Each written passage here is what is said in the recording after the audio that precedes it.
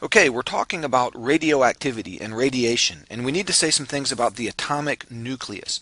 And here's a diagram. This shows a nucleus of an atom, or at least part of it, and you see it has neutrons and protons in it. And the question comes up, what holds the particles together in the nucleus? Why do they stick together in a clump?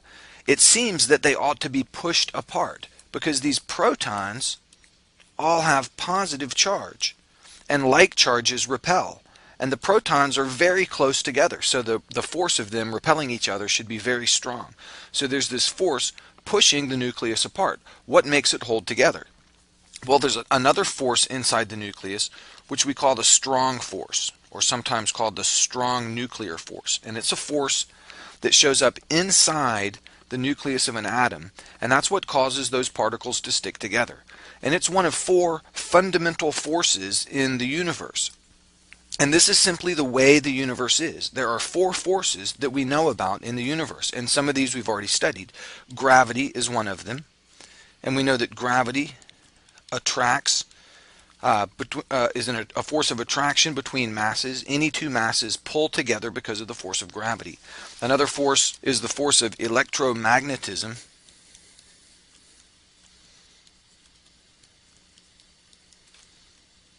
And that's a combination of electrostatic and magnetic forces together. Physicists treat those mathematically as one force, even though it's often convenient to separate them into electrical forces and magnetic forces. It's one set of theories that describes the forces of electromagnetism. And then there are two other forces, what we call the strong nuclear force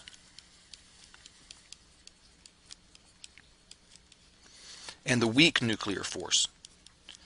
And the strong nuclear force and the weak nuclear force show up inside an atom, and they determine how things behave inside an atom. Just like gravity determines how things behave on a large scale, how the planets orbit the sun, they follow the laws of gravity.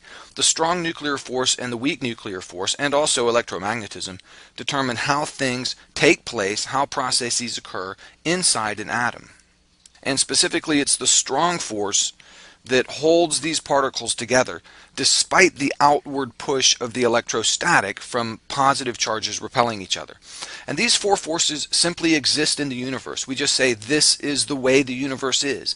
Science doesn't really say why, but science studies what we see, what we observe. And when we study the universe and we study the particles in the universe, the atoms, these are the things we observe. We observe these four specific forces, which we can observe and describe mathematically. As far as why these forces exist, science doesn't say. And Newton faced that question too when talking about gravity, because he had described gravity very accurately with his equation for gravitation. And he said, as far as why gravity exists, I don't pretend to know. He would have simply said, that is the way God made the world, with these four forces. And scientists today don't question why these forces exist. That's more of a philosophical question, but they describe them. The theories of physics describe the universe that the scientists see and observe and study. Now let's look at a picture of a nucleus here. This is an atomic nucleus, and let's think about these forces acting. I've got the protons drawn there in a light blue and with a plus sign on them, and then the neutrons are the kind of tan color. And the protons are pushing away, so there's this outward force trying to push the nucleus apart, and that's the electrostatic force.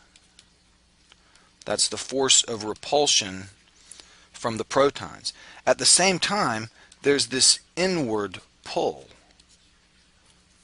and that is a result of the strong force, or the strong nuclear force.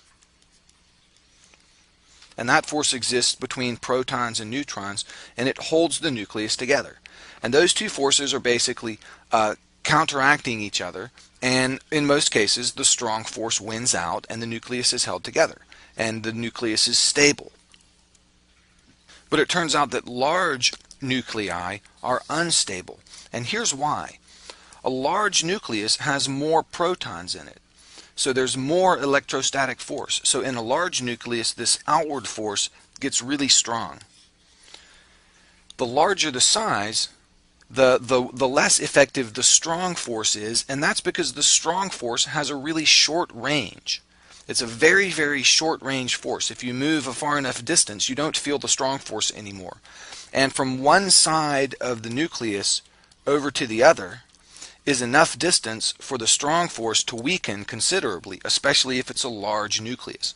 So if an atom has a nucleus that's really big, the particles over here aren't attracted as much to the particles over here by the strong force, because the distance is far enough away that the strong force is less effective because it's such a short range force. So because of that, the outward force from the protons repelling each other can be more significant than the strong force, and the nucleus can split apart. Some of these particles can pop off. And when that happens, we call that radioactive decay, and radiation is emitted and the element changes. If some of these protons leave, the atom has a different atomic number and it changes from one element to another. And this process is radioactive decay. And it occurs in these elements with large nuclei for that reason, because the large nucleus is too big for the strong force, which is very short range, to be very effective. So every element over element number 83 is radioactive. Every element above element number 83 has a nucleus that's big enough to spontaneously break apart.